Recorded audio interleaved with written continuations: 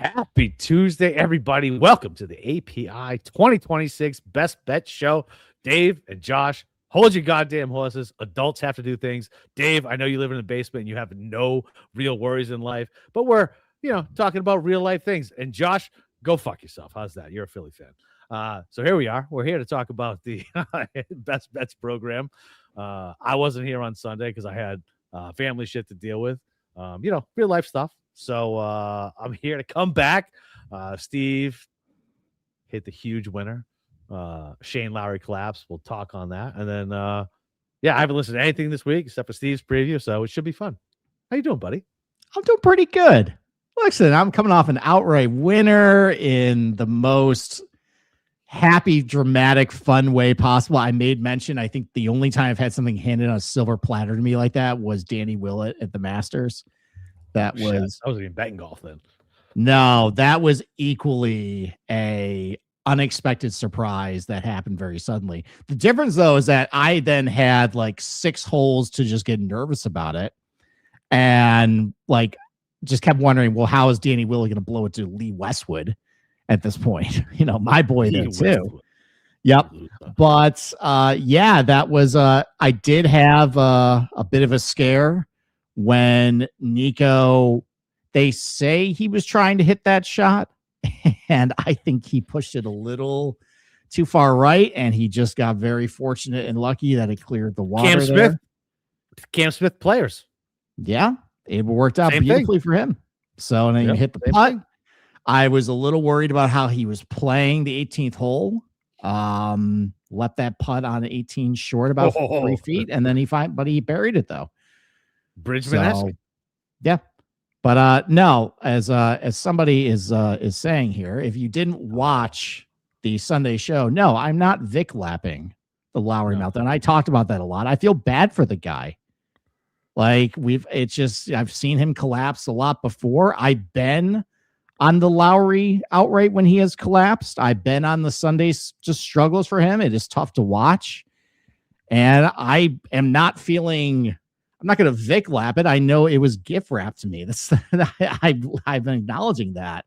It was also hard to hear him talk about, and I showed you the quotes about how he was just vulnerable and just talked about how he just lost on the golf course and just lost his mind, and how he wanted to win it for his daughter. That's what killed me. What killed me. He said, he is my little ginger head running on the green. I was like, fuck, dude, don't do this. I wanted to dance on your grave, and he couldn't let me do it. It was just sad. Like, at this point, it's just sad. He's won the Open.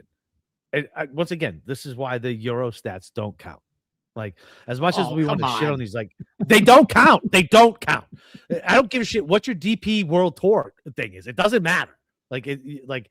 I don't care. It's like what you did in the SEC, and then you come to the NFL. Guess what? Will Campbell has short arms, dominated the SEC defensive line. What did he do in the NFL? Nothing. Okay? That's the Shane Lowry is the Will Campbell of the NFL. How's that?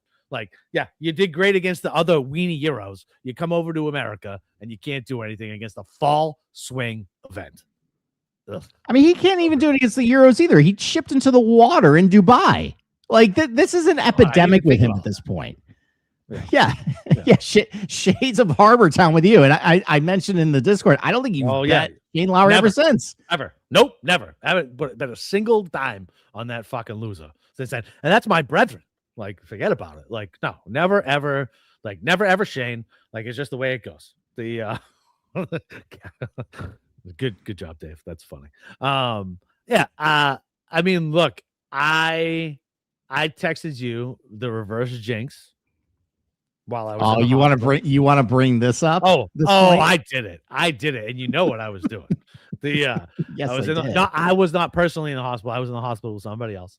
And I was watching on my YouTube on my phone. I texted him. I was like, I can't believe Lowry's gonna fucking win. How much does this win count? More or less than fucking the team event? Already chalking up the win. I was like, then I sent the dots. And you don't say a word. Dots. Here we go. Mm-hmm. You knew it was coming. You pulled out all the 2022 Sony Open tricks to chop down the Russell Henley tree. That point, and I did.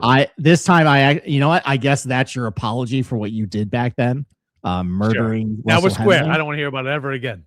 No, not now. Now we definitely are square for sure. But yeah, overall though, what are you doing? I don't know. We're gonna go off the screen. Anyways, no, look, that's a tough way for him to lose. It's sad that like the PGA National is becoming like Rory's Augusta for Shane Lowry. He just can't win that event. I mean, I didn't think I didn't think having it rain on 18 on Lowry was the worst thing that could ever happen to him for a win. And like clearly this is just takes the cake on that one. No, I think the chipping on granted, I have my own personal stake in that. I think the chipping that was a chip I did. The rain is you can't even control that. He can control that shitty ass chip at the Heritage. All right. Well, I was talking about a PGA National, just as far as the worst thing that could happen is like to strip a win from him. Yeah. But to literally go, he was playing great down the back nine there. And then like did you actually hone in on just like not the shots he was saying, but like his swings that he was making? Just clearly looked like a guy who was battling demons or just completely lost a feel at that point. Like we both have been there where we don't know how to square the club face and we're just trying to save it as best as possible. And that's the best way to push something for me, at least to the left and you to the right. Yep. 100%. So yeah. When he pushed that shot on 17 to the right, I was like, oh yeah. Oh, I know that swing. Oh, for sure. Yep. And then just club to the side, drop an F-bomb, and then you just go to the drop zone immediately. Like there's no way to come back from that. But yes, that was a benefit for me. I'm not expecting to hit an outright again the rest of the year. I've used up the karma points. So Amen. Listen, what a great call. Yeah. What a great call. Like seriously. We did the show that night. He said, Nico. I was like, Nico, man, get it. And I went and looked and I was like, man, I just can't get I didn't even get behind him in DFS. Like, I just complete miss on my part. I don't know, man. Like maybe last week was possibly the worst week I've had in a very long time. And I listened to a bunch of shit. So this week I'm back to just I'm not listening to anything. We're just going back to the basics. All right. Well, that's a good transition then. So you haven't listened to anything. You're just going to use your natural instincts about what you know about Bay Hill this week. So what are you looking for? What do you know about this tournament? What do you value the most? What are you thinking? Where's your head at for this week? Obviously, tough track. I don't know, man. Accuracy definitely matters. Distance always helps, right? And so, like I said, I listened to yours, and I told you before, I was like, I listened to it. I absorb it and I forget it. But accuracy off the box, long and straight off the box, and man, putting doesn't matter here. I don't know. It's a very tough golf course, which makes me happy. But at the same point, like you go back and you look, and I mean, the winners are so different. I mean, not the last 2 years, but like prior to that, like it's interesting. Mm-hmm. I don't know. I mean, Henley and Morikawa were dueling at this place. Like, I wasn't on that last year. I didn't think those two first of all, two losers and two guys who were wicked short off the box could do it. And then who won the year before that? Was it Scotty? Yeah, it's Scotty. Went in 24. 23 was Kirk. 23 was Kitayama. Yep. 22 was Scotty before that. And 21 Bryson, and then 2020 Terrell Hatton. So you split you're splitting the baby. You know what I mean? Like, and listen, I get short hitting Scotty Scheffler. Shout out for those who know. He's not really a short hitter, right? Like, but he's super accurate off the box for the most part. I don't know. I guess the question is like, I guess the weather, right? I mean, dude, it has not rained in Florida for any substantial period of time in a month. Yeah. Well, up until this weekend, at least. Yeah, but even then, I got a storm that dumped like, I don't know, 0.3, 0.4 inches. But then it just goes away. Like it's gone. Yeah, but I mean that you're also like 5 hours away. Well, yeah. So I guess that's fair. Yeah. That's fair. So here's the thing. First of all, I'm not 5. I'm like 2 hours away from Orlando. Okay, Florida's like 2 not hours. that big. Okay. All right. So you were correct. I mean, up until this week, which is why it was so pathetic that they had Live Clean in place on Sunday at Cognizant. So cowardly. I hate this shit. I get so mad. I get so mad at this shit. Keep going. Keep rolling. I know. It's so maddening that this is a air quote sport. Baseball players, basketball players, insanely soft compared to NHL and NFL players. Golfers are on a different fucking stratosphere. They throw hissy fits about mud on one divot of the golf ball. And because they throw such a fucking fit, these cuck assholes who run this tour are like, now, you know what? The 4th round, which will decide a tournament with whatever their fake FedEx Cup points make, and to get people into these signature events and do things, we're going to lift clean in place. It's insane to me. The adversity that golfers face is like the adversity that the son of the CFO of Goldman Sachs has when he applies to Yale. There is no adversity. There's few and far between. There's like the Jake Knaps, there's guys like that who like buck the trend. But as a whole, this sport is the softest thing in the fucking world. And it makes me insane. I hate watch half the time. And it's only because I'm a degenerate, and I love to golf personally. I love me and my buddies going out and having beers, hacking it up, fucking whatever. We break 90, we're super happy. You know what I mean? I'm away from the wife and the kids. We're drinking beers, fucking we're bonded, doing stuff you can't do in your 20s and 30s after you're done with, competitive sports.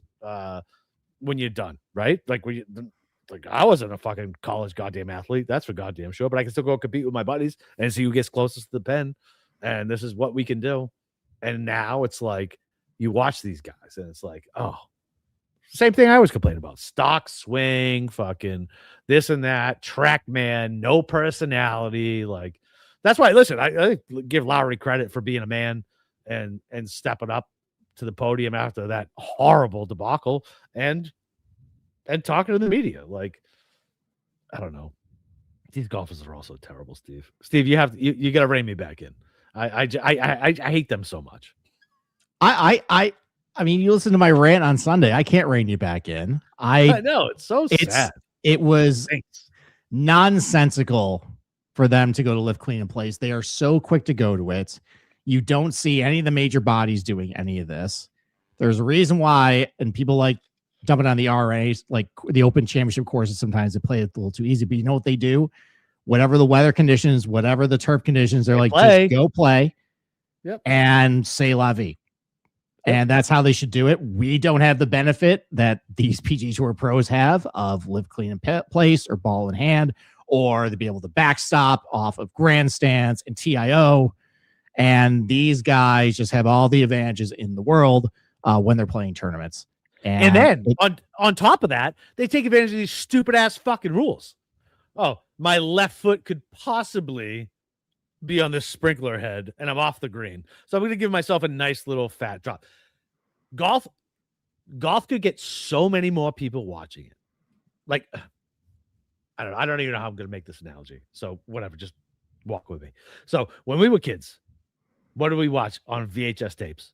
The big ass hits, right? In the NFL. Like, oh shit. There was literally tapes of nothing but people getting possibly paralyzed watching the NFL. You know what that made me want to do? Watch the NFL. Right? Same thing with hockey fights. You get hockey fights. So instead of pussying and coddling these fucking babies, make them make difficult shots and be like, nope, tough shit. You got to do this. Clearly it's not a physical thing, but make them make crazy shots. Make them make tough shots. Don't let them just be like, I'm sorry that you're very uncomfortable right now. Take a nice little lie off to the side. No, make them make a difficult shot and then put a reel together of difficult shots. And you're going to get young kids to be like, oh shit, that was a tough shot. So now when you're out with your buddies, you'd be like, you drop it in the rough. Let me see if I can do what he just did. Instead of, oh, let me blow this ball off and chip nice and clear. Like, I don't know. It's just it's just so annoying. It's going to bring up a whole generation of pussies, and it's already bad enough. It is. And I mean, the PGA Tour Kyle's these guys way too much, but let's transition off of that. Before we do that, I need to bring up a comment. Apparently I'm not a geography major. Well, Dave, you're talking to a 8th grade geography champion who came in 11th in New York State. What's the geography question? What's the problem with geography?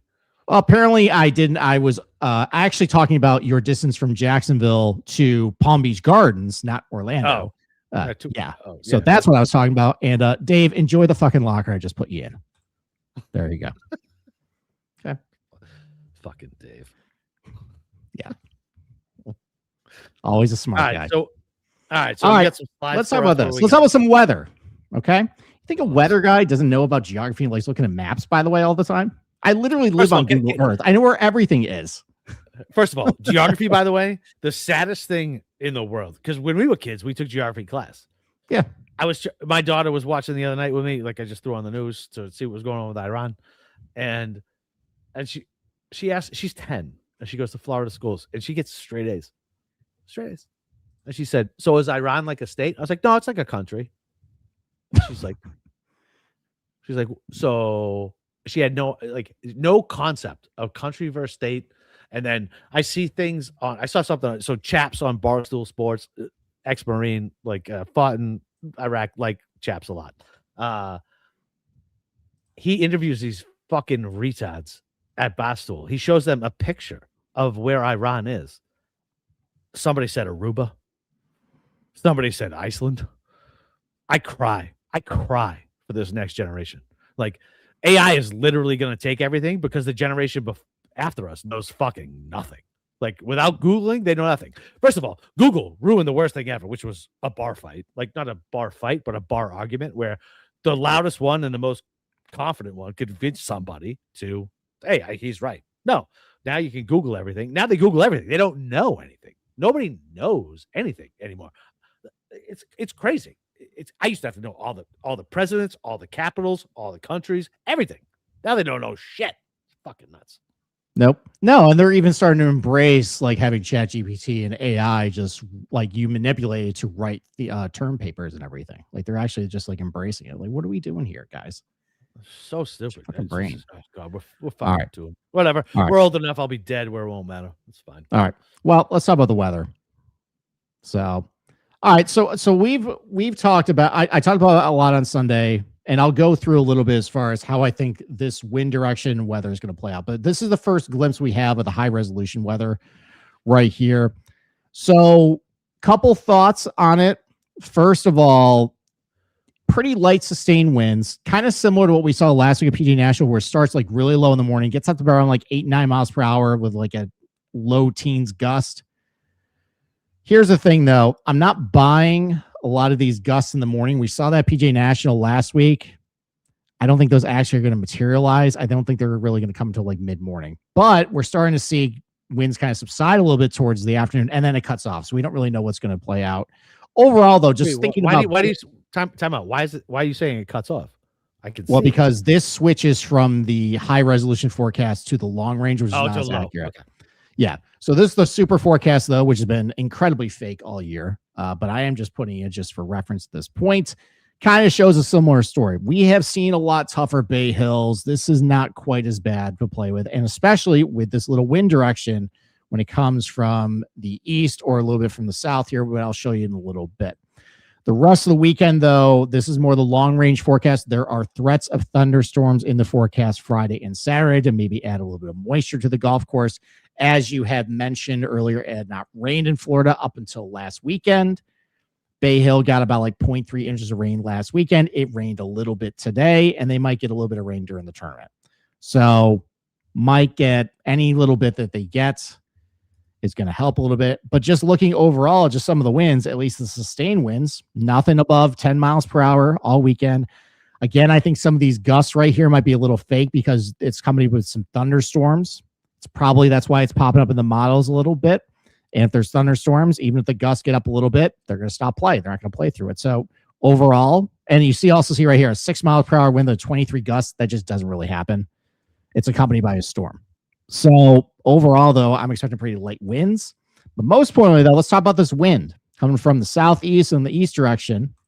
I showed this slide. It's all about the direction, Steve. And I showed this scoring slide on Sunday, but we'll go over it again because this is pretty applicable because it's going to be here pretty much all 4 days. It's going to be coming from this direction. So just to recap, what happens when you have a more southerly or easterly wind? Well, most importantly, 4 and 12, the par fives, they're now downwind. They're not the easiest par fives, but when you get like a north wind or a west wind, they could play either even par or above par. Now you're getting probably like a 0.7 stroke benefit over here. So that's going to help with scoring. Yeah, huge. Yeah, it is pretty big when it just shifts like that. 1, 2, and 3 don't play into the wind. So that's going to be, well, at least the approach shot in 3 doesn't play into the wind. So that's going to help you. It plays much tougher when it's from a north wind or a west wind here. Same thing with 17, 18. It gets a lot tougher when it comes from that direction. Now, number 6 is the approach shot is going to be into the wind, but that is a blow up par 5. That's the one where you got to drive it over the water. You got water all the way left. It could force some players to play maybe a little more conservative to prevent some of these blow ups. Might be kind of a net positive at that point. 16 in general, just it doesn't really matter where the wind is coming from, as long as it's not like coming from the south. It's easy. It plays pretty easy regardless. 8 and 9 are always going to play tough because I'm going to show you the slide in a little bit. They're just tough holes. That's the easiest one to play from when it's coming the south or the east here. So just to kind of recap, just with the course map, what this is going to look like. A lot of the course runs north to south here. So this is number 1 and number 2, number 8 and number 9. So if you got the wind coming more from like the southeast right here, number 1 plays a little more downwind, a little more helping here. 2 is a little more crosswind here, but if it's better than if it's from the west or the north, that plays into the wind, and it's a long par 3. You don't want to be playing it here. Number 8 and 9. So 8 is a less than driver hole. You're basically laying up here, and then you have water green side. If you go long, you're dead. If you're short, you're dead. It doesn't really matter where the wind is coming from. It's just going to play tough.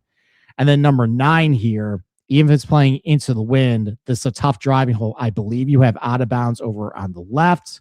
You have some trees and some mounds over on the right. This is a longer hole. It just is going to play tough no matter what wind you play in. So it's a net benefit, at least for the first 2 holes, if you got the wind more coming from this way. This is the second half, the front 9 here. And this is where you're really going to see like that wind kind of benefit you. On number 3, the approach shot is a little more downwind here. It's also, it might be a little bit into the wind, the tee shot, but one of the things that kind of screws guys up is if you got a tailwind, you can't stop the ball and it runs through the fairway. And then you're hitting out of the rough. You got water left. You actually get in a lot of trouble if you go too long here. So if you have a little bit, maybe more of a headwind, might help you a little bit. As long as you don't put the ball in the water, it might keep the ball in the fairway, make the approach shot a little easier. This is the par 5 that'll play downwind. Now, number 5 here, this is a shorter par 4, but it's a layup hole. So even if it's into the wind, you're just looking to put yourself right here and just you have a short iron in. Number 6, this is the hole I talk about. That's the par 5 around the lake. If you got more of an easterly wind, it's going to push balls away from the water. And then it's probably going to turn to a 3-shotter, but you'll maybe do less stupid things on the hole. You won't be maybe a Jake Knapp, for example, put up like a 12 on this. And then number 7 here plays downwind. I forgot about that.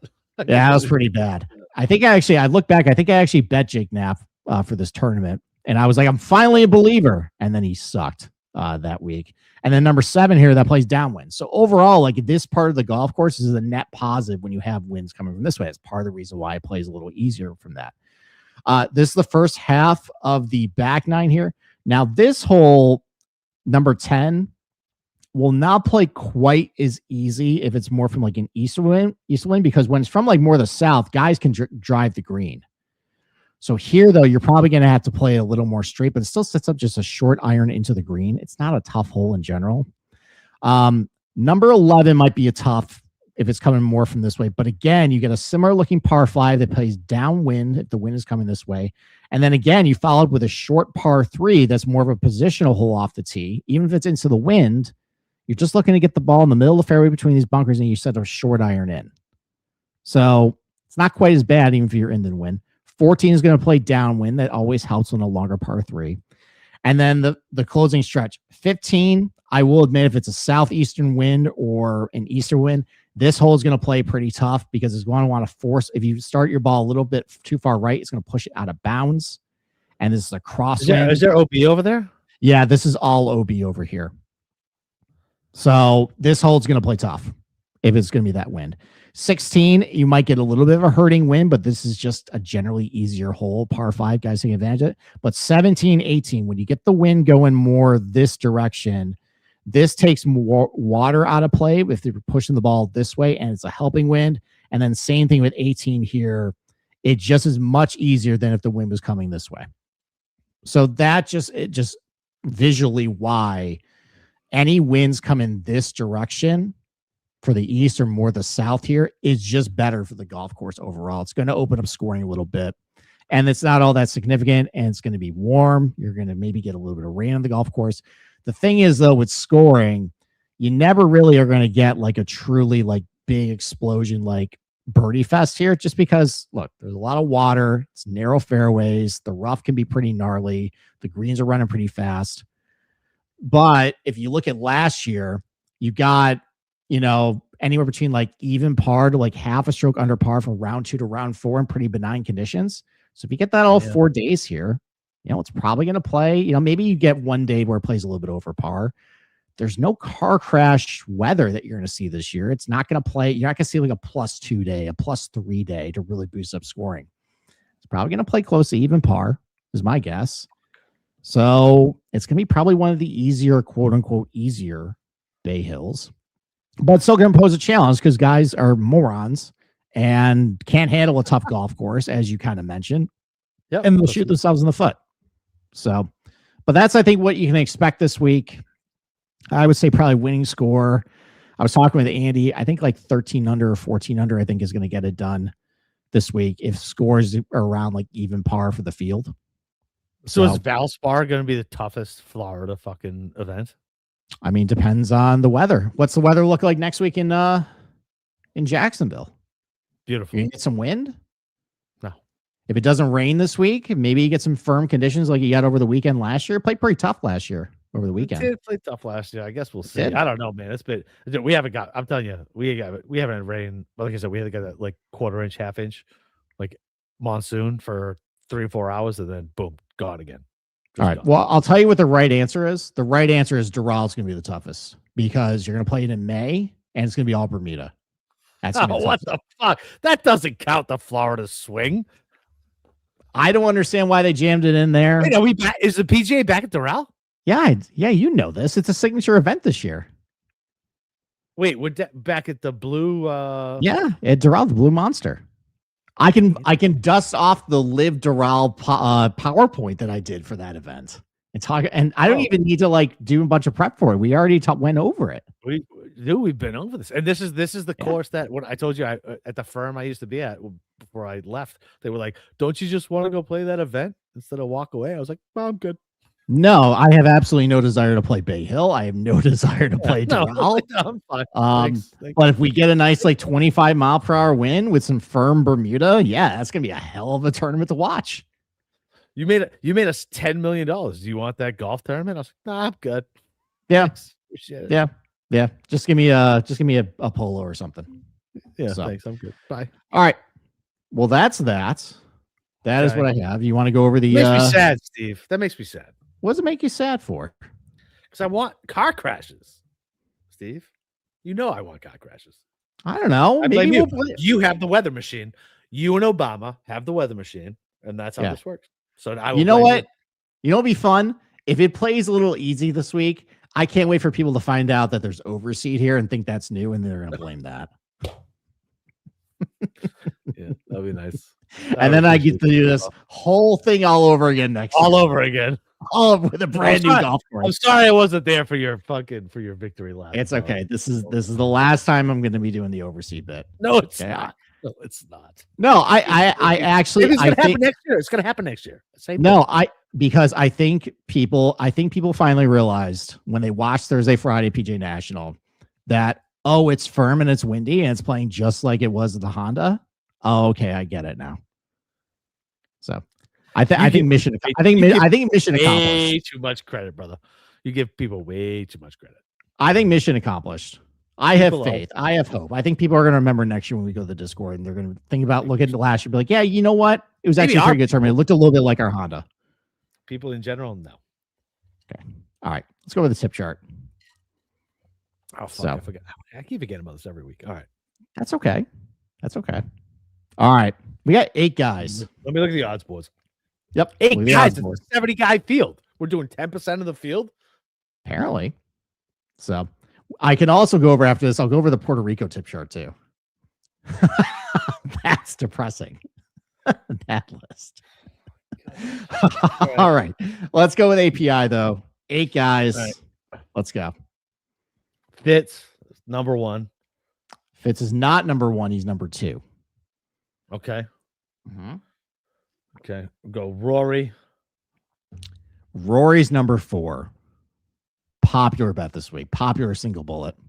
Or popular if you went like 8-1, 30-1, like 50-1 or something, because you just don't care about the unit police.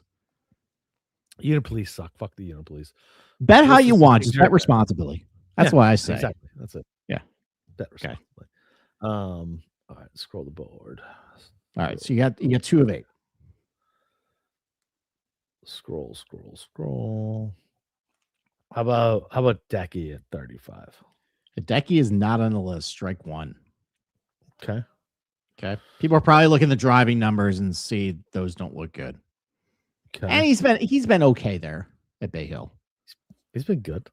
He's been okay. Fine. They're gonna go back to fucking Morikawa then. If we're gonna play this stupid fucking game, Morikawa is number 7 on the list. Yeah, light your money on fire. It's Morikawa weather though. Oh, that's true. Fuck. That's true. Yeah. If I knew that last year was olive pants. If I knew it was gonna be fake weather on Sunday, for Morikawa, because that was why I ruled him out, because it looked like it was gonna be 35 mile per hour winds, and they lied. I would have been bitching about Morikawa after that collapse at Bay Hill. Instead, I was on the sidelines enjoying it. Who the fuck else? Like, none of these people jump out at me. Come on. Is there an easy one here that I'm missing? I think there is. I haven't got number 1 yet. Oh, yeah. Shit. I think number 1's pretty easy. Is it? All right, I'll give you a hint. Ludwig? Is it Ludwig? No, but Ludwig's number 3. Oh, okay. He's gotten some steam this week. Yeah, because he played a shitty fucking first round and played all right the last fucking 2. We'll talk about him later. I'll give you a hint. This guy has been number 1 on the tip chart already this year. Well, that doesn't help me. Act like my memory knows who that is. Oh, is it Straka? It's Straka number 1.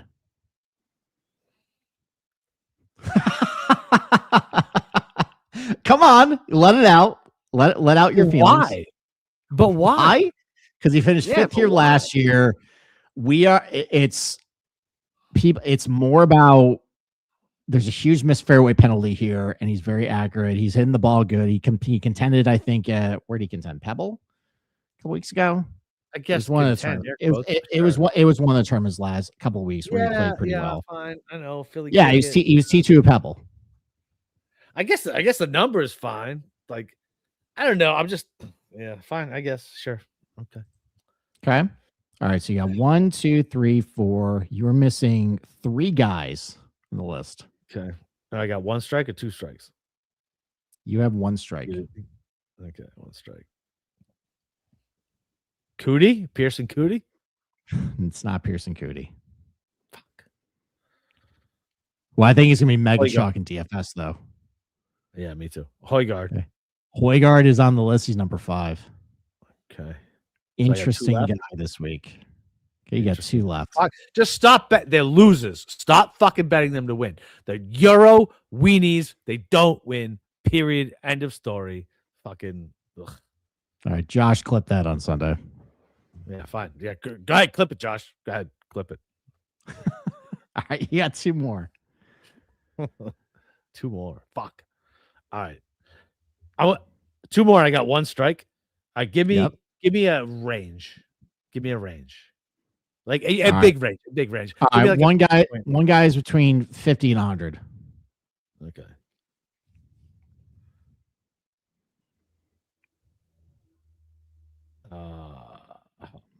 Are people that stupid?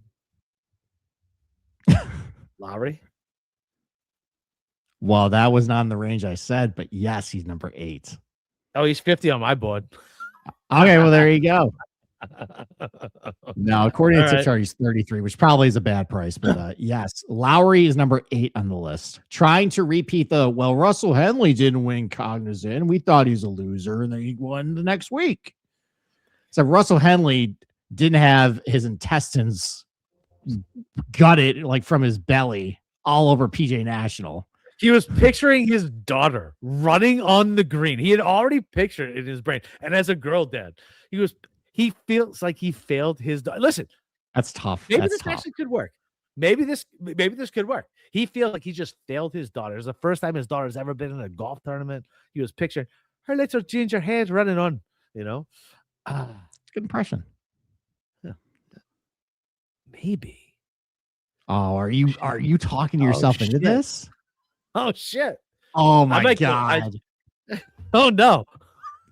All right, I'll say that. I'll say this. By the way, I'm going to say this to Mito Pereira's credit.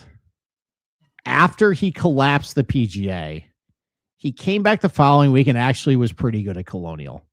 To his credit, he picked himself up, and I think he finished like T6 that week. Yeah, it doesn't matter. That was the worst. By the way, yeah, that's funny. All right, so I got 1 more. Yeah, one more. And in the same range. But yes. my range is. I'm looking at a completely different range than you, apparently. Okay, maybe this guy is like 20 to 1 on your book. All right, let's just go. Let's get a good course history. Yeah. No, actually, who shut up? I'll go Min Woo Lee. Good number. Nope. Strike 2. No, it's strike 3. Strike 3. Oh, strike 3. Okay. All right. So I missed it. Who was it? Ryan Fox. Long, I guess. He's playing good. He's playing good. I think. Does he have a good finish here? No, he stinks. He doesn't stink. He stinks.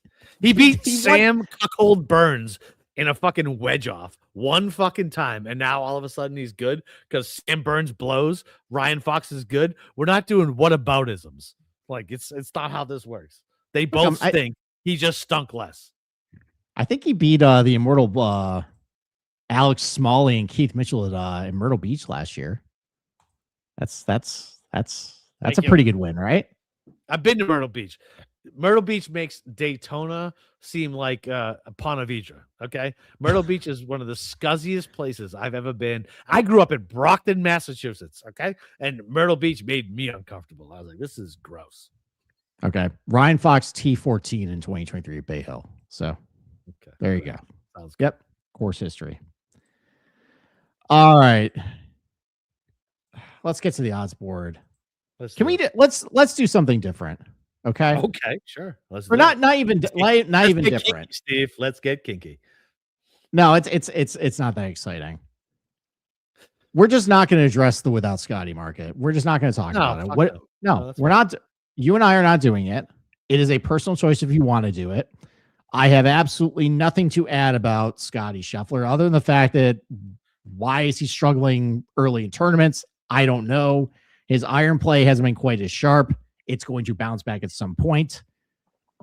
I'm not going to waste any more breath talking about it. If you want to bet Scotty at plus 300 at a golf course he's won twice at, go right ahead. If you want to do the without market, go right ahead. If you want to take him on this week, go right ahead. Whatever. Like, there's no value to talk about him, I think. So And honestly, same thing with Rory. Like, I don't really know anything else to say about Rory. Like, if you want to single bullet him, great. He's coming off a second place finish at Riviera. He's awesome at Bay Hill. Blah, blah, blah, blah, blah. We're not spending 20 minutes talking about Rory McIlroy. Fair enough. Okay. I like Rory. Do you have any? You like Rory? Okay. Then maybe we should talk more about it. Are you going to single bullet Rory this week? I'm thinking about it. Thinking about it. Is there anything I can say to convince you about it? Sure. Pitch me for and against. I know you can do both. Pitch me for and against. Real quick, like 20, 30 seconds on each side. That's fine. Okay. 4, just look at his record at Bay Hill. Okay. 4, come off a second place finish at Riviera. Yeah, look great. Couldn't make any thoughts coming down the stretch. Con, single bulleting is not fun. No, it's fucking miserable. I get it. That's no, fine. And you're gonna feel like an idiot when he's like +2 on Thursday, and then you're gonna bet 15 other golfers on Friday to make yourself feel better, and then Friday comes the Rory 64 to make you look like a schmuck. Yeah, that's what's gonna happen. Okay, all right, that's fair. All right, okay. I guess. But listen, I'd rather bet Rory at fucking 10-1 than fucking Fitzpatrick at 24-1, who everybody's fucking slobbing their knob over. Fucking seriously, what is happening? Why is everybody did he vacation here? Did we find out? Did he get molested here? What's happening? Why is Fitzpatrick such steam here? It's insane. Why is Fitzpatrick such steam here? Yes, it's actually extremely easy argument to make for Fitz this week. So, I mean, the ball striking looks pretty good. Can I say one thing, by the way? Sure. So I've seen a lot of chatter about iron play doesn't matter here at Bay Hill, or it's de-emphasized. Who said that? Can I remind you guys that while it is true that it's not important to separating yourself in tournament that other PGA Tour golf courses, it's still the number one way to do so. Yeah, you still have to be good at your iron. Yeah. You can't just think. You can't just think. You can't just look at it, be like, well, he's awful, I'm going to ignore it this week. That's not how any of this works. Guys, like, to win golf tournaments, you have to hit your irons well in tournament, and you have to putt well. It's not something you can just ignore. So that's just all I got to say about that. That's crazy. Wait, people are saying like iron play doesn't matter? This is like they're saying it's de-emphasized, which is true at Bay Hill. Sure. But it doesn't make it a driver putter course. But you're leaving out the fact that it is the number one way to still separate yourself, and you still have to do it competently, and you can't just ignore it. So, but anyways, his iron play has been really good so far early this season. He is driving the piss out of the ball. He's hitting a lot of fairways as well. Now, the problem with Fitzpatrick is that he has sucked with the putter, but he's been on POA, and the last time he teed it up on Tip Eagle greens back in November, he won. Listen, I made fun of Xander for being fat. Have you looked at Fitzy? Fitzy's what? He's not even 30 with that fucking gut. I didn't have that gut until I was in my late 30s, fucking going on 40s. And then I decided trying to go on a diet. What is Fitzy doing? Like, something wrong with having a little bit of gut. Yeah, listen, I'm not shaming him. I'm just telling him he's too fucking young to have a gut like that. English food isn't good, so I know he ain't eating that. So what's he doing? He's fat and out of shape. No, his braces are off. He's wearing fucking Skechers. He's got a gut now. He doesn't realize he's got fucking weights on his driver. He chats every fucking practice stroke. And somebody, I won't say his name because whatever, they blow each other. And like, I don't know. I can't. You know who I'm talking about. I actually, everybody knows who I'm talking about except for you. I have no idea what you're talking about. I didn't want to say his name because look, I don't know. All right. Once upon a time, a guy who bulked up and put on a lot of water weight drove over the lake and drove over the lake and electrified a crowd and possibly cured COVID when he did that.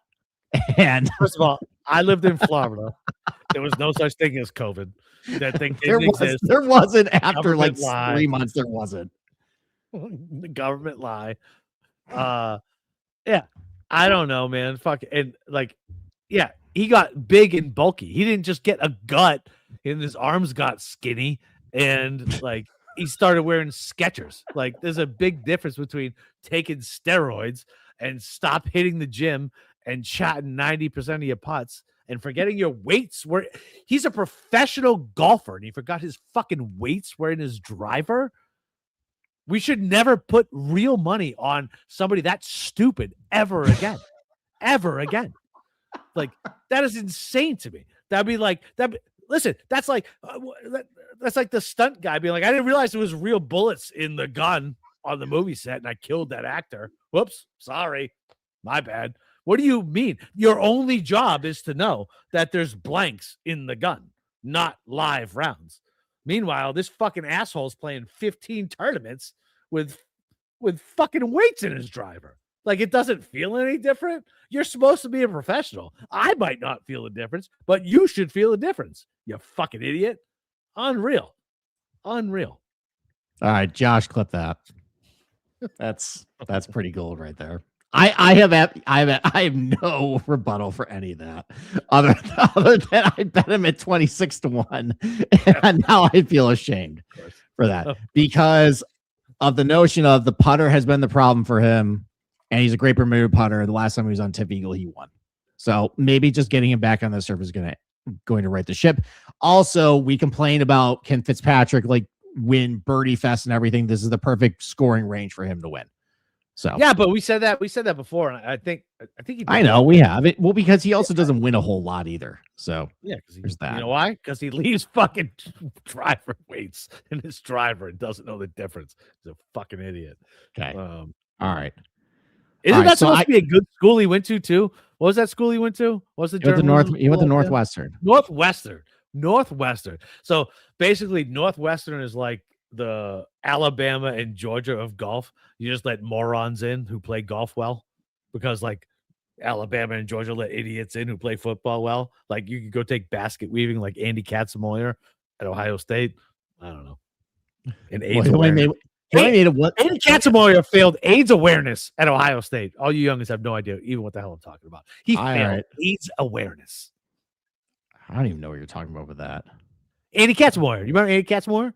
Vaguely do. All right. So he was a monster at UNC, inside linebacker, drafted by the Patriots. But that has nothing to do with it. I liked him prior in the football game, the NCAA game, and we drafted him. I was super excited, but he's legitimately like brain damaged. Like he failed basket weaving and AIDS awareness, and somehow made it through Ohio State and got to the NFL. And he got a huge neck injury his like second year, and he didn't turn anything. And I was like, what do you mean he failed basket weaving and AIDS awareness? I was 10. I was like, what? Very confused. The mind of a young Boston Capper broke hearing that news. So, all right. So I guess my goal then is to convince you of players, a package of players to bet instead of single bulleting Rory tonight. Okay. Okay. Then I'm just going to start firing off names then. And okay. Actually, you know what? No. Actually, no. We're going to do it in reverse. You're going to fire off names. No. I like this. I like your first game better. You like my first game better. All right. I like your first game better. Okay. All right.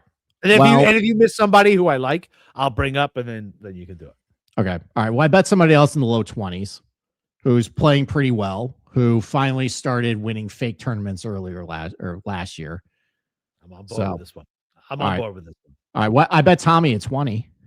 I'm on board with that one. Okay. I'm on board with that one. All right. He's the only reason I haven't pulled the trigger on Rory single bullet. Okay. All right. Because I can't fit both.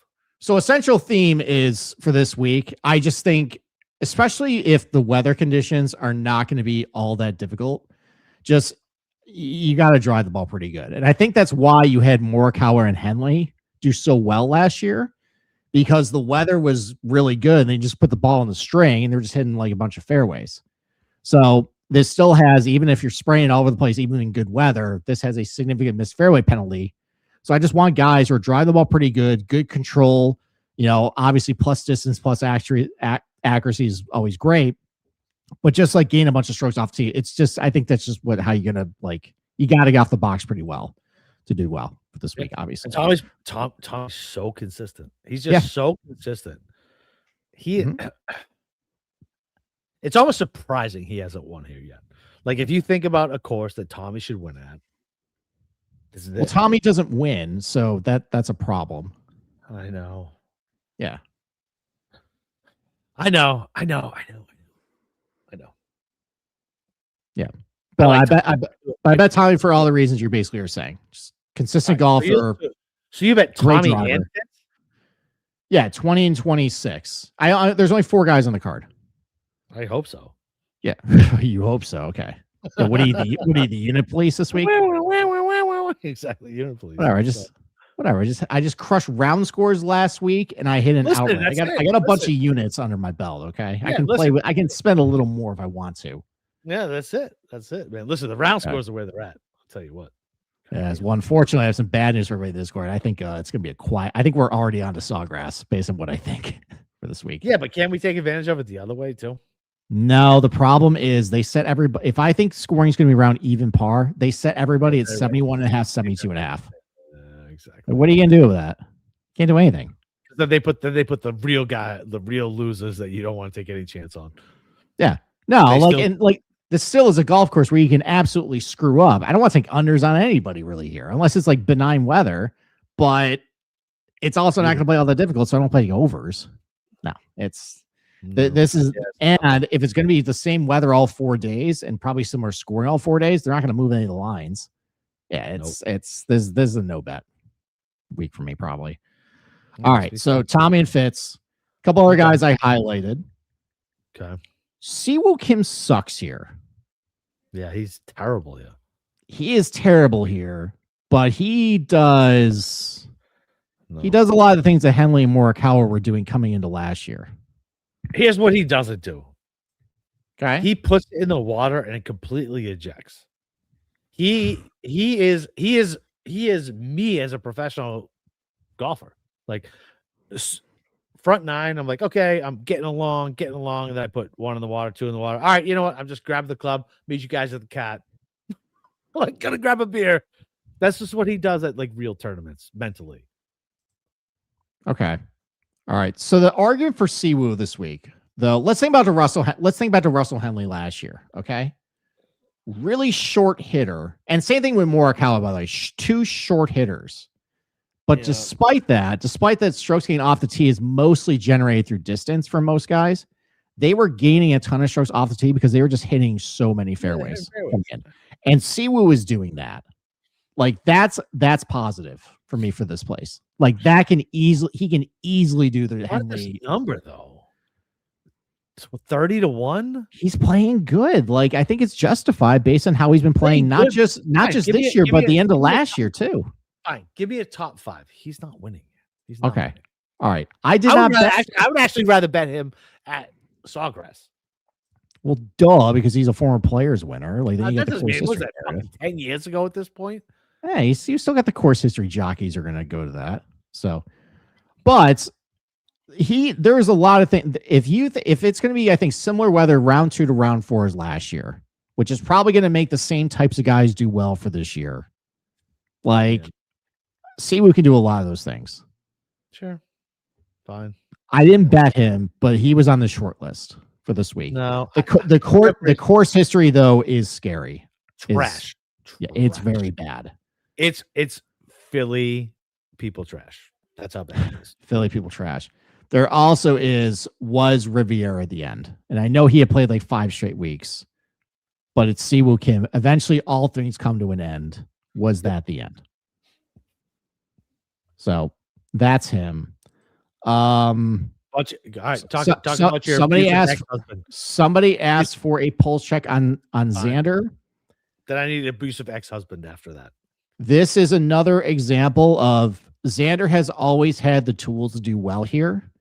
Xander has only been relevant exactly once. 1 year. And then he shot, I think, 73, 77 over the weekend. It was Friday. So bad. I remember that. Awful. I bet on Xander, and he was, I think, T3 heading into the weekend, and he was trash. Absolute trash. And just Sunday, otherwise, though. Sunday, he seemed like he just gave up. Yeah. He was like, I want to get out. Yeah. I think there's a reason why he didn't start playing this event like regularly until they made a signature event.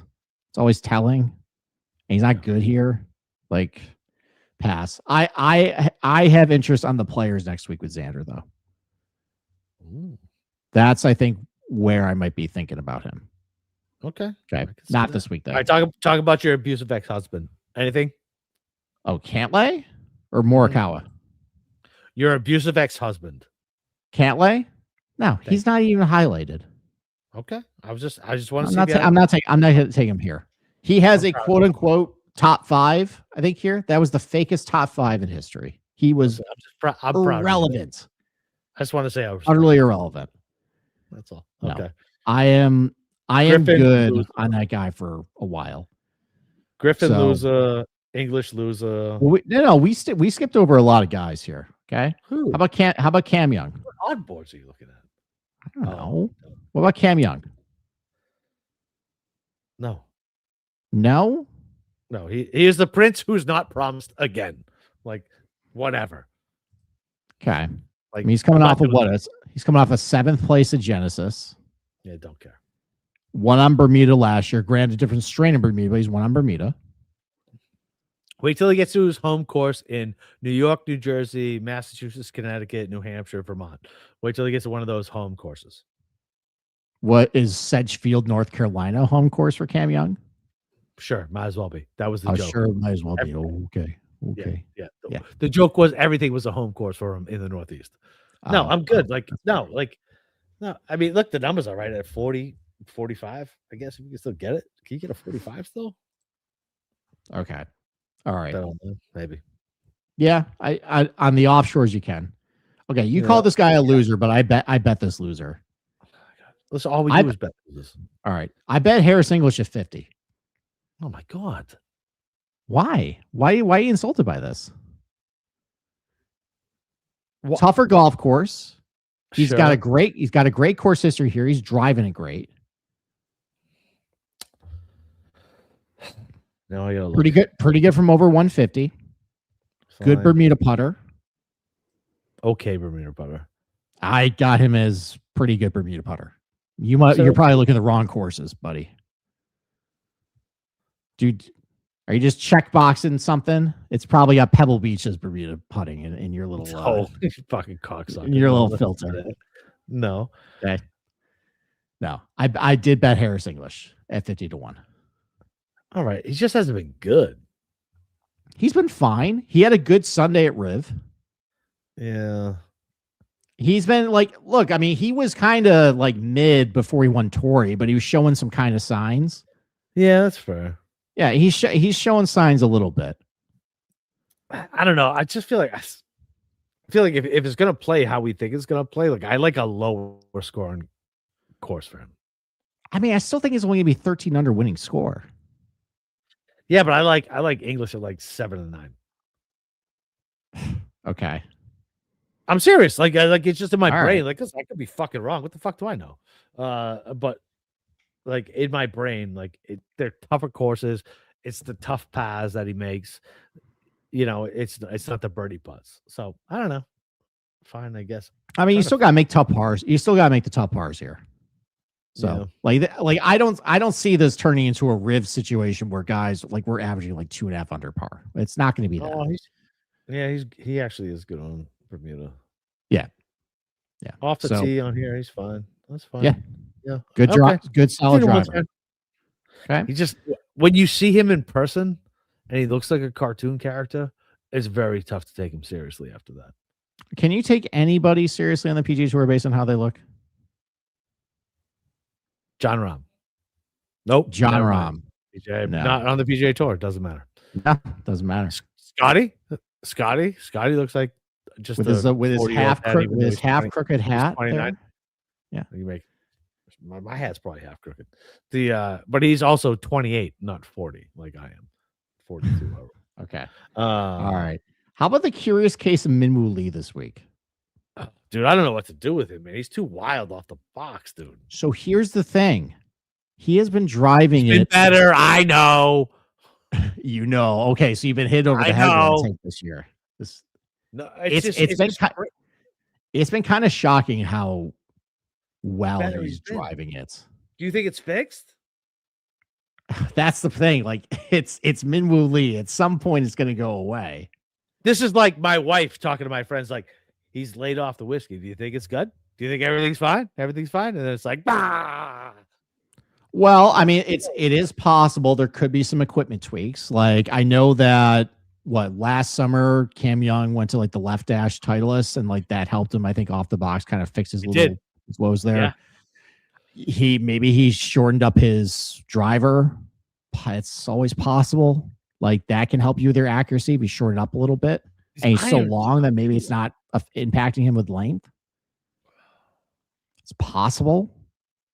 Like, because this is a remarkable turnaround, what he's been doing off the, and it's not just like three tournaments. It's like, his last 50 rounds, he's now gaining fairways on the field. Like this is now like a big enough sample size. And his irons have been good. He is. I mean, they were bad, I think, at Riviera, but they're getting better. They're getting better than they were. Yeah. And he can chip in from fucking anywhere like Scotty. Yep. It's curious. I mean, because old Minwoo Lee is awful here because he just hits in the water every 5 holes. Well, you remember the year he was good at Sawgrass? He was fucking doing everything great except for his goddamn irons, and he stuck it in was it Saturday or Sunday? He just stuck everything in the fucking water. It was Saturday. It was Saturday because I slammed his over, and I was very happy with that result. It was actually one of the easiest overs I ever bet. I think he was like +6 through like 8. I was like, all right. I think that weekend was Pete's first fucking golf bet. We had Wyndham, and he fucking lipped out that putt on 18. And Pete, I thought he was gonna die in my kitchen. I was like, "Welcome to golf betting, baby." Okay, I didn't bet Minwoo Lee, but like I like it. I like Minwoo though. There's things you can point to. Okay. Like the driving could be real, and like if the driving is if he's driving how he is, like. He's the same number as fucking Spieth and JT. Ugh. Yeah, JT's back this week. Great, everyone! Yay. Okay. Kurt Kitayama. No. Good finish at Riviera. He's former winner here. He's hitting the ball pretty good. Is this the only time he's won? Is that no? Because he won the 3M last year. That doesn't count. It doesn't count. Well. I had second place outright. That was in the midst of, I think, 4 and 5 weeks having a runner up. Yeah, that was part of it. That was rough. That was rough. That was a rough summer. So, all right. Ended well, though. What did you end with? You ended with like a fucking huge. Yeah, I finally hit Sammy Valimaki after a huge dry spell. Went out with a bang in the fall swing. But doesn't matter. Everything always turns up, Steve. No, listen, Kurt Kitayama driving the ball great. Like he's actually having like some semblance of control with the driver lately, so that's always pretty good. Iron plays looks pretty good. Like former winner here. Like do I think he's going to win 2 times at Bay Hill? Although Matt Every did back in the day. So what the hell do I know? Matt Every did. He did. He won 2. Yeah, before they turned this place into like the impossible meat grinder that it is, he won 2 years in a row at Bay Hill. Didn't we play him in DFS one of our first fucking years? Possibly. I'm telling you, I think we did. There was a period of Matt Every resurgence in like 2020. Yeah, it was. That's could have been RSM. Was it? Could have been RSM. Okay. Yeah, a tournament we don't like talking about because Kevin Kisner lost to fucking Robert Streb. The first fucking first pod. No, that was Wyndham. Billy Horschel blew that one to Jim Harmon. That was that's pretty bad. Was Matty Wolf on? Was that Matty Wolf too? No, Matty Wolf blew either Shriners or Houston for us. No, but wasn't he in the playoff with Herminator and them? No. Okay. You have a way better memory than I do, so that's okay. Anyway, all right. Great radio. What's your thoughts about Goddard this week? I think he's a fat guinea from New Jersey who is he even Italian? I don't know. He's from New Jersey, so I assume he's Italian. Last name Goddard, yeah, definitely Italian name. Don't care. He wears a gold chain like he's down at the Jersey Shore, and I think he's out of shape, and I think he doesn't give a shit, and I think the ship has sailed. Good for him. Like, what is with you and fat shaming tonight? What do you mean? Calling him out of shape. Making fun of Matt Fitzpatrick's weight tonight. Did you see Matty Fitzpatrick? I mentioned it last week when I saw his fucking belly. I get it, but man, you are going after the Husky boys tonight. You could be a fat like Ram, not shape, but he's like a house and kind of huge, right? Like there's different types of fat. Do you know what I mean? There's a fat guy who's gonna roll up to you and be like, all right, I don't want to fight this guy. And there's another fat guy who rolls up to you, be like, all right, let's go. You know what I mean? Like there's a different type of fat. There is. And no, I don't know. I know that you've been in those situations. Look at me. Does it look like I've been in a lot of those situations where I roll to a guy, I'm like, yeah, you're fat up to fight. Yeah. Listen, there's fat guys you're like, nah, I don't want any part of that. And there's fat guys that you're like, yeah, that's fine, I'll fight you. Somebody out there other than Steve knows what I'm talking about. Put it in the comments if you know what the fuck I'm talking about. Tell me I'm not crazy. Okay. All right. Okay. Other than the fact that you think Chris Goddard was too fat to compete at Bay Hill, what else? Is there anything else you like about him? I mean, look, I like him as I don't know. He just feels like, man, it kind of feels like last year, right? When we were talking about getting on the Ryder Cup team, like I said he was going to try too hard and then he would melt down. And kind of same thing. I don't know, like give him a little bit. Him and Bridgman are boys. Like, I don't know. Maybe this is a new like rat pack for golf. And listen, I would rather those two than the country. I would rather watch those two do everything than Morikawa and fucking JT do anything. So I don't know. My hate for New Jersey just snuck out there. So okay. All right. I was mildly interested in Goddard up, but he hits it a fucking mile. But I mean, look, Wyndham Clark did pretty well here a couple of years ago, and that could work. I mean, Goddard's playing pretty good golf at this point. Obviously, you got the Bryson mold with him. Yeah, that's fair. I didn't get there, but I mean, I can't deny how good he's playing, to be honest. He's playing great. Yeah.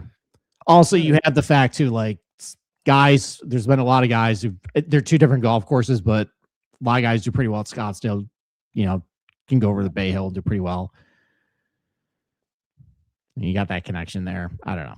Yeah, fine. Okay. All right. Here's a guy I did bets, and I'm expecting another. Like, what are you doing? Although you actually were mildly intrigued earlier. Oh, okay. Okay. Okay.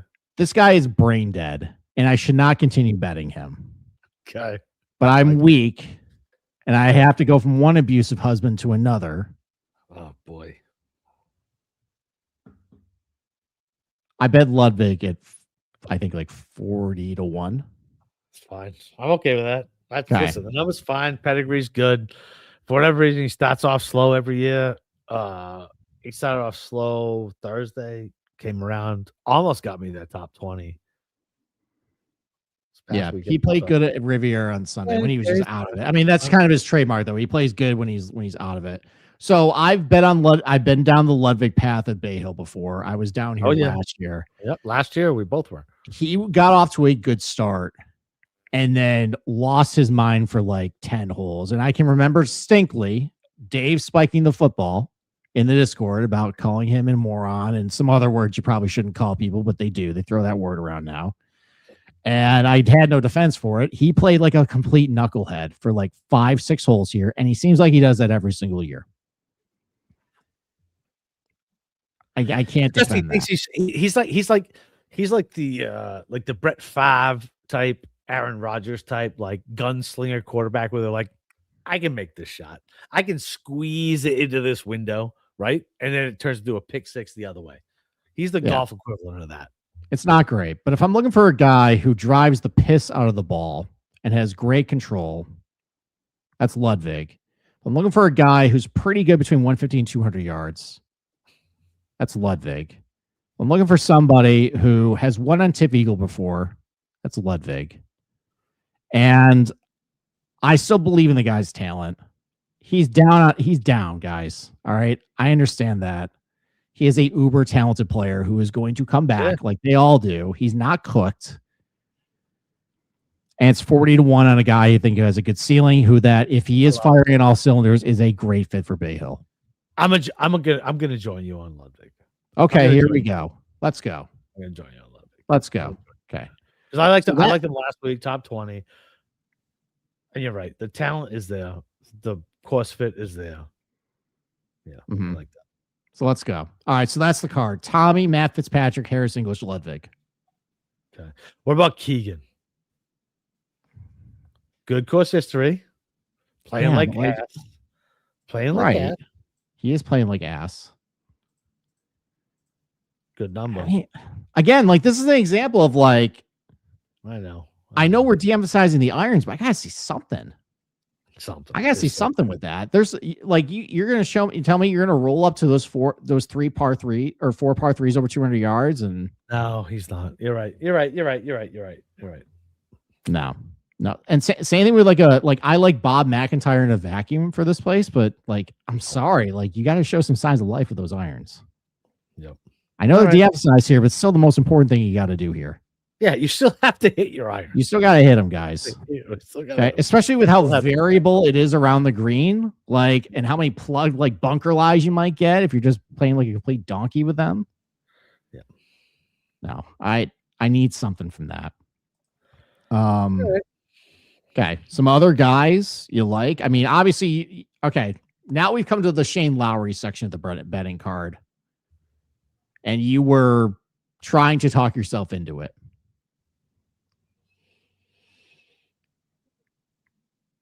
For the daughter, what's that? Listen. For the daughter, like that's a strong thing. I'm telling you. What's his score? That would be an all-timer after what he did last week. What's his course history? It's amazing, his course history. Well, it's not amazing, but like recently, it's really good. What's his tee time? So I can fucking see it. I don't know. God damn it. Yeah. So he started off with 4 straight missed cuts and then a 67th finish. And then in 2024, 3rd, and then last year, 7th. Ooh, I love a good. Oh, and we're coming up on St. Patty's Day too. Yes, that is after the fact, right? Because I know St. Patty's Day, like a Tuesday this year. We're coming up. Yeah, it is on Tuesday. Congratulations, Steve. Are you an Irishman? No, I'm like half Irish. I'm aware. Enough. You're full Irish. Just because I don't know the difference between a fat guy you can fight and a fat guy you can't. Like I still, can throw down on St. Patty's Day. Okay, I'm not that, sheltered and privileged. Yeah, there was when I was a firefighter in Savannah, I fought, I don't know, a couple FDNY guys. That was fun. Thrown through a window. All right, somebody please write in a question for our mailbag Zurich week about Boston Capper's fight history that he can just talk about. Maybe maybe that'll just be a devoted segment. Like we're gonna give you 15 minutes about like career fights. Boston Capper that week. They ain't all wins, baby. I promise you that. All right. All right. So Shane Lowry, you sounds like you're maybe buying yourself. I'm gonna bet Lowry based on his girl dad shit, and I got a ginger daughter, and St. Patty's Day is coming up, and it's Slanja and whatever. Fuck the British. Now, will you do Rory Lowry card at like 10 and like 50? You technically could. I could, but I think I'm just gonna leave. I think I'm gonna leave Rory off. I think I like Tommy better. I do. Oh, okay, that's famous last words. Yeah, I'm aware. Okay. I think I like Tommy better. All right. Okay. So Lowry and Tommy. I think I'm gonna use Rory in the one and done. Okay. But I think we're gonna bet Tommy because I already used fucking Tommy in the one and done. Okay. All right. Some other guys. I mean, Adam Scott's driving the ball great. Absolutely fucking not. Not here. Loser. Not here. Okay. You know who's driving the ball pretty good? And somebody mentioned in the chat here, and we need probably a good rant. Ricky's driving the ball pretty good lately. Fuck off. No shot. No shot. Never. No. Isn't he like he's got to be popular in DFS this week, right? Oh, I have no idea. I don't know. I feel he's always popular. Yeah. I mean, like the results haven't been like they've been fine, but like ball striking looks good. There was that. I think there was a chatter. I think like years ago when Ricky was relevant. They're like, "Oh, he's going to take the torch of Arnold Palmer, and be this generation's Can't win a Arnie." major. He won. He won the what? He won the Players and fucking did nothing else. He wears orange. Like, first of all, he's like the Jeffrey Epstein of golf. Great PR campaign. Was able to. Okay, expand on this take. God, just Ricky Fowler is the Jeffrey Epstein of golf. Sure. Where the hell is this going to go? You stopped me, so now it's going to be weird. Jeffrey Epstein put a bunch of PR guys out there, like, I'm good at finance. I'm good at this guy. Good. He didn't have a license to do anything. Didn't have a license to do nothing like that. Meanwhile, Fowler not good at golf. Yet somehow I'm going to wear all these clothes. Everyone's going to like me. Same thing. Everybody liked Epstein. I don't know if they both molested kids, but either way, both good PR teams. All right, we're not going to clip that one. No, just leave that one alone. Yeah, let's we might clip that out of the show. But we're live streamed, so unfortunately that has gone. Stop me! I had it going. You stopped me. And you made me think, and when you make me think, because I think I need you to be like, is this really a door you want to open? I wasn't gonna call him a pedophile. I was just talking about good PR teams. Guy wears orange. Everyone likes him. Who cares? He wears fucking orange. Like what? So he's the first golfer to wear a color that's not beige, so everyone likes him, and a Puma hat. Ugh, annoying. All right. Okay. Let's get back to it. I mean, look, I mean, like, if you're looking for guys who are driving the ball pretty good, plus at distance, plus accuracy, like Ricky's, I mean, he's chalk in DFS, but he's been playing pretty good golf. Like, he's highlighted here. The aforementioned Pearson Coody, who's a fucking loser, who I'll never forgive what he did at Riviera. Yep. But remember, though, he actually played pretty well couple years ago here. He's the piss out of the ball, though. He does. He drives well, great. Iron plays look really good. So he's going to be mega chalk in DFS, but he's a good talent at least. What he's got hit. What's his average? Probably like fucking 310, 312 at least. I don't know, but like, I mean, so how I have it on my sheet is how many yards you gain on the field, like on average. And he's gained like 14 yards per drive, like on the field, which is pretty good. I wish you'd never have told me that. Yeah. So like Nikolai gains like 15, he gains 14. Nikolai, fuck that. I called him a Dutch. He's a Dane, apparently. I was corrected. Dane. Yes, he's Dane. He's Dane, he's not Dutch. So not Eric Dane, RIP. Fuck ALS. All right. I highlight Sepp Straka just because number one on the tip chart. I know he is. I didn't bet him, but like good between 150 and 200, accurate driver, like good history on Tip Eagle. That can work. All right, some other guys down the card here. I didn't bet him, but like consideration. How about your favorite loser, Micah Torbjornsson? Wherever I loved last week, including me, he sucked. He's a loser. I told you he was a loser. He drives the ball really good, though. Good driver. You know what he doesn't do? Golf. He doesn't do golf. He doesn't golf. All right. This could be a bounce back for Thor this week. Sam Stevens. I like Sam. There has to be something for him to bounce back from. He bounced back from it. He was awful last week. Yeah, but there's no like level for him to bounce back to. He just constantly goes. How about the third? How about the third place he had in Phoenix? Was that really a third place? Yes, it really was a third place. What else would you call that? No, but it wasn't like a competitive third place. He was leading the tournament. What are you talking about? And then what happened? Yeah, and then he blew it. So what else do you call that, though? So a guy who is with 4 holes to go leading the tournament is not competitive? Come on, you're better than that. Fine. No. Okay. Fine. All right. Okay. I do like Sam Stevens this week. If I'm looking for a solid driver, like I'm not saying to win, but like DFS play or like positional play or something, solid driver, good control of the accuracy. Irons have been trending up a little bit. I do like him here. I don't mind Nick Taylor either. If I'm just going for like a shorter guy who hits a lot of fairways. He's a dog. Who? Nick Taylor? Nick Taylor. Yeah. All right. You need to talk in the mic, sir. Move your mic. Move your mic. Sorry, I moved past. Sorry. I know you did. Okay. Nick Taylor. That's another guy I kind of like this week. If you just fairways, shots over 200, iron plays trending up. I like that for here. Is Rio Hitsasuni eventually going to fall off a cliff at some point? I don't know. He's young. And yeah, he's early 20s. He's another guy, like kind of like with Siwoo, that doesn't have distance, but he gains tons of strokes off the tee because he hits a lot of fairways. Like that could work here. Yeah, I can see it. Yeah. I love Nick Taylor's like Nick Taylor in a tough course. Like, yeah, I like Nick Taylor. Okay. Other than that, though, we're really scraping from the bottom of the barrel here.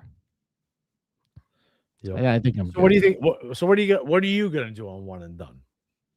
Yeah. Why should anyone listen to me on one and done? Do the opposite. You're doing good this year, dude. I'm doing good this year because I already burned Scotty Scheffler this year. That's why.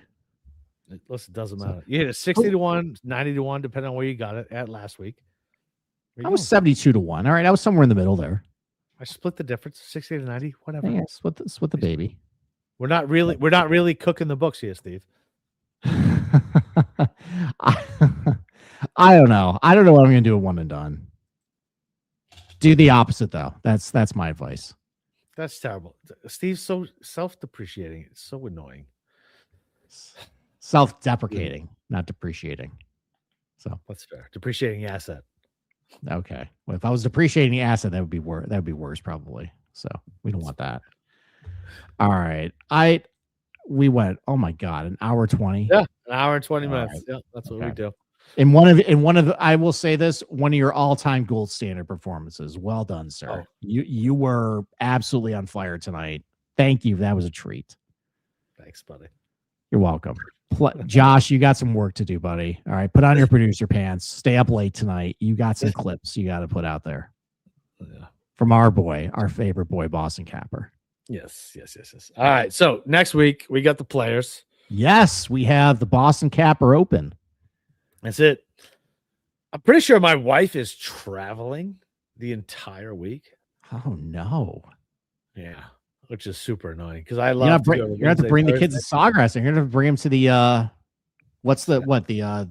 the Bud Light tent, or what's the beer tent there? No, I don't go to the Bud Light tent. Oh, you're too classy for that. Yeah, fuck yeah. No, that's that hole between 16 and 18 is terrible. That's the Ultra tent. The Make Ultra tent, yeah. Okay. Yeah, Make Ultra tent is terrible. But yeah, listen. Next week, we got the players. My favorite event. Wife might be traveling. I usually love to get out there on Wednesday nights, and then Thursday. But I don't know. We'll see. Either way, we'll be back Sunday to give it down. We've hit a ton of winners. Cam Smith, I miss you, buddy. By the way, Cam Smith, Hong Kong. By the way, it's remember us betting Cam Smith and staying up at 2:30 in the morning, and he hit a fucking shank in the playoff to lose it. Oh, yes, I do. We're like, why the hell did we stay up late for this garbage golf and losing an outright like that? So we could scream at each other and then go to sleep. Yeah, we could do that again this week. They're playing in Hong Kong. Let's do it. Okay. All right, we'll be back on Sunday. API. Have fun in Orlando. Avoid the crooked mouse. They'll take all your money. Yeah, talk to you later. Bye.